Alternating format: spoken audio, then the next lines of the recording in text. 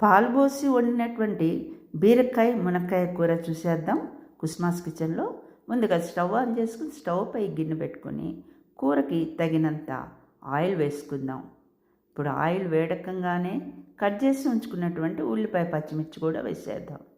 ఆ తర్వాత కొంచెం ఆవాలు జీలకర్ర కూడా వేసేయండి. ఇప్పుడు దీన్ని దోరగా వేపుకుందాం. ఇలా వండినటువంటి ఈ బీరకాయ మునక్కాయ కూర చాలా చాలా బాగుంటుంది. ఒక్కసారి తిన్నారంటే వదిలిపెట్టరండోయ్. ఇప్పుడు దీంట్లో కొంచెం కరివేపాకు కూడా వేసేద్దాం. ఆ తర్వాత సన్నగా కట్ చేసి ఉంచుకున్నటువంటి బీరకాయ ముక్కలను కూడా వేసేయాలి.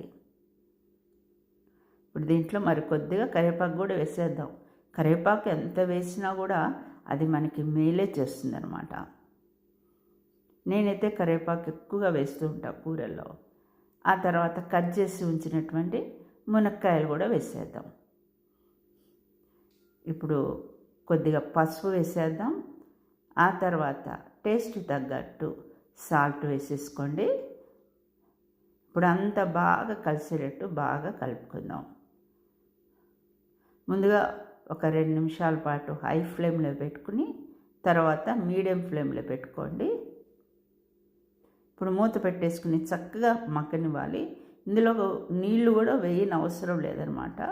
ముందుగా ఇలా సన్న సెగ మీదే మగ్గనిస్తే చాలా టేస్టీగా ఉంటుంది ఈ కూర. ఒకసారి తిన్నారంటే వదిలిపెట్టరండి.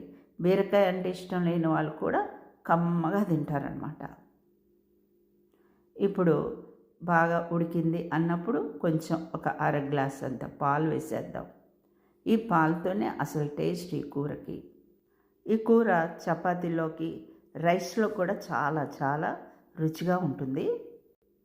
మరి మీకు నచ్చితే ఒక లైక్ ఇచ్చుకోండి. ఇలాంటి మరిన్ని వీడియోలు చూడాలంటే కుస్మాస్ కిచెన్ని సబ్స్క్రైబ్ చేసుకోండి.